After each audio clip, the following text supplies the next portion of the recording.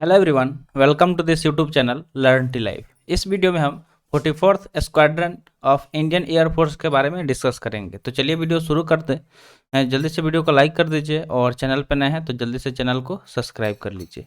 तो चलिए देखते हैं कुछ इंपॉर्टेंट पॉइंट्स। तो देखिए, सबसे पहले हम लोग बात करते हैं इंडियन एयरफोर्स का। तो ये क्या है, बहुत ज़्यादा रीच है इस मतलब यानी कि इसका जो हिस्ट्री है, हिस्ट्री ऑफ वैलोर, यानी कि इसका वीरता और सेक्रीफाइस यानी कि त्याग का जो हिस्ट्री है बहुत ज़्यादा फेमस है देश की सेवा के लिए। ठीक है। And 44 squadron is an integral part of this legacy, और जो ये लेजेसी है इसका इंटीग्रल पार्ट है 44th स्क्वाड्रन। तो वही जो इंडियन एयरफोर्स का 44th स्क्वाड्रन है उसके बारे में हम लोग इस वीडियो के थ्रू जानेंगे। तो चलिए वीडियो शुरू करते हैं। तो देखिए, यहाँ पे कुछ कंटेंट्स है जिसको हम लोग डिस्कस करेंगे इस वीडियो के थ्रू। तो सबसे पहला पॉइंट रहेगा फॉर्मेशन एंड अर्ली ईयर्स, यानी कि इसका फॉर्मेशन कब हुआ था, किसका, तो 44th स्क्वाड्रन लीडर का, और उसके स्टार्टिंग के ईयर्स कैसे थे। उसके बाद हम लोग डिस्कस करेंगे रोल इन 1962 एंड 1971 ऑपरेशंस, यानी कि दो ऑपरेशंस हुए थे।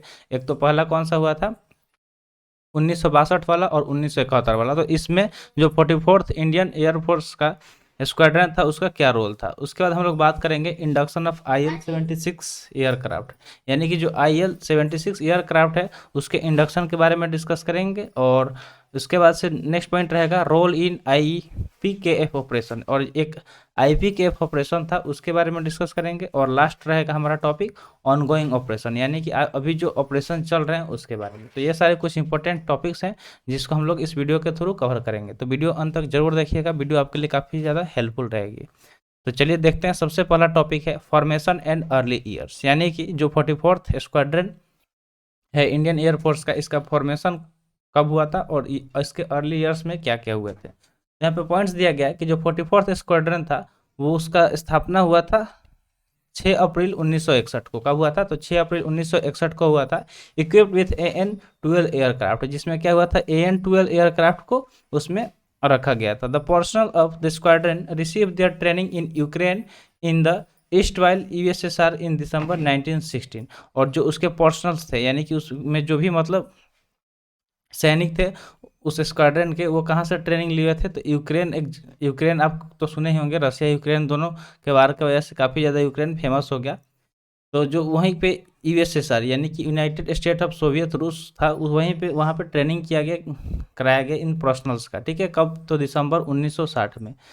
The squadron's first sorties to Chushul was flown on 9 April 1961 in support of the army. और अगर इस स्क्वाड्रन के पहले सॉर्टी की बात करें, ठीक है, तो वो कौन सा था, तो सुसूल था, जो फ्लाई किया था कब, तो 9 अप्रैल 1961, यानी कि 9 अप्रैल 1961 को किया था। किसके लिए, तो जो आर्मी है भारतीय इंडियन आर्मी, उसको सहायता प्रदान करने के लिए, उसका सहारा बनने के लिए, सपोर्ट करने के लिए। तो ये था हमारा फॉर्मेशन और अर्ली ईयर्स इसके बारे में। नेक्स्ट अगर हम लोग टॉपिक देखें तो नेक्स्ट टॉपिक है रोल इन 1962 एंड 1971 ऑपरेशन, यानी कि जो 1962, ठीक है, और 1971 का के दौरान इस मतलब ऑपरेशन में इसका क्या रोल रहा। तो दिया गया कि during the 1962 operation 44 squadron provided logistic support to the army in the Ladakh sector, landing sortie at Leh and Chushul, air drop of supplies to various forward post in the Aksai Chin area and evacuation of large number of casualties. तो देखिए, जब 1962 का operation हो रहा था उस दौरान जो 44 स्क्वाड्रन था वो लॉजिस्टिक सपोर्ट बहुत ज़्यादा किया, जो इंडियन आर्मी थी उनको, कहाँ पे, तो जो लद्दाख सेक्टर है वहाँ पे किया गया था आर्मी को। किसके द्वारा, तो 44 स्क्वाड्रन के द्वारा। और उसके बाद से लैंडिंग सॉर्टी को लैंड किया गया कहाँ पे, तो लेह और चुशूल में। स्टार्टिंग में ही हम बताए थे कि वहाँ पे ये उड़ान भरा था।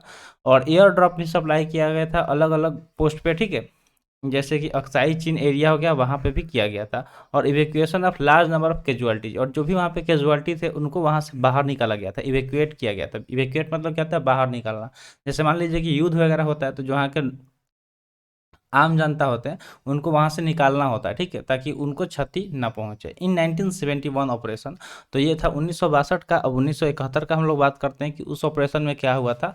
तो जो 44 स्क्वाड्रन था वो इफेक्टिवली यूज़ किया था कौन सा एयरक्राफ्ट, तो AN-12S को यूज किया था। किसके लिए, तो बॉम्बिंग मिशन के लिए, यानी कि बॉम्ब गिराने के लिए यूज किया गया था। And undertook the first mission to the Changa Manga forest ammunition depot on the very first day.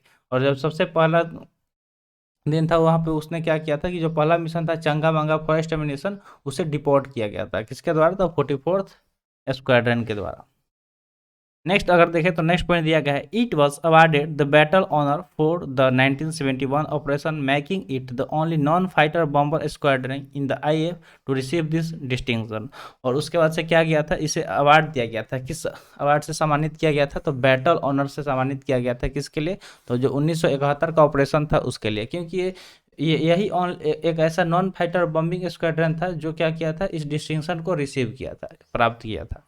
तो ये सारे कुछ इंपॉर्टेंट पॉइंट्स थे किसके बारे में, तो जो रोल था 1962 और 1971 के ऑपरेशन में 44th स्क्वाड्रन का, उसके बारे में।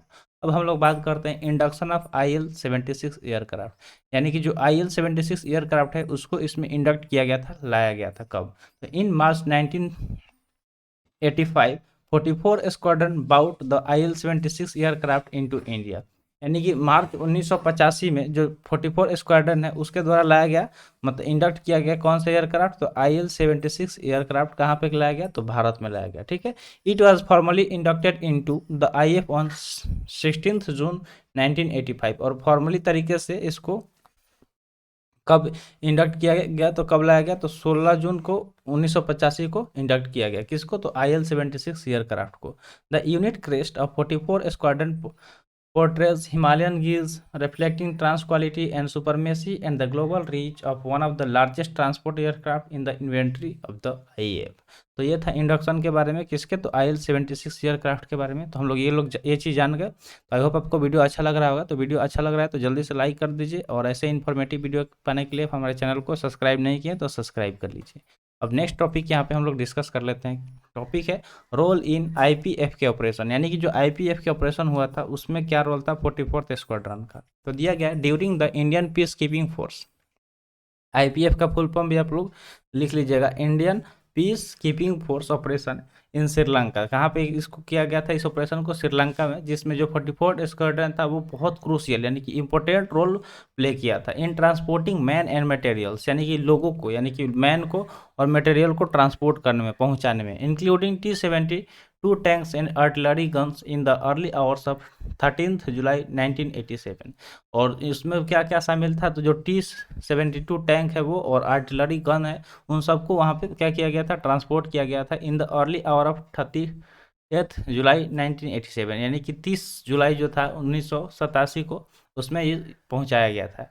Greatly contribution to the airlift effort, और जो एयरलिफ्ट एफर्ट है उसमें बहुत ज़्यादा कंट्रीब्यूट किया गया था 44th स्क्वाड्रन द्वारा। The squadron flew extensively during the IPKF operation which culminated in March 1919। तो ये सब इंपॉर्टेंट पॉइंट्स थे। नेक्स्ट यहाँ पर टॉपिक दिया गया ऑन गोइंग ऑपरेशन, यानी कि जो ऑन गोइंग ऑपरेशन है उसके बारे में भी हम लोग डिस्कस कर लेते हैं। तो दिया गया इन रिसेंट ईयर, यानी कि हाल ही के सालों में देखा जाए तो जो 44th स्क्वाड्रन है वो कंटिन्यू किया है अपने देश के सेवा में लगातार। ठीक है, during the ongoing operation in eastern Ladakh it airlifted more than 2000 troops to the Ladakh sector besides all kinds of equipment. After the induction of the IL-76 aircraft in 1985, the squadron carried out practice landing at Royals in October 1985 and in early 1986 inducted tanks and artillery guns into the Ladakh region. तो देखिए जब हाल ही के हम लोग बात करें तो जो 44th स्क्वाड्रन है वो कंटिन्यू किया हमारे देश का सेवा लगातार। ठीक है, लगातार मतलब हमारे देश अपने देश का सेवा करते आ रहा है। और अगर हम बात करें ऑनगोइंग ऑपरेशन का जो ईस्टर्न लद्दाख में हुआ था, तो इसमें एयरलिफ्ट किया था 2000 से ज़्यादा सैनिकों को। ट्रूप्स मतलब क्या होता है, सैनिक होता है। कहाँ पे, तो लद्दाख सेक्टर में, और उसमें बहुत सारे इक्विपमेंट भी थे।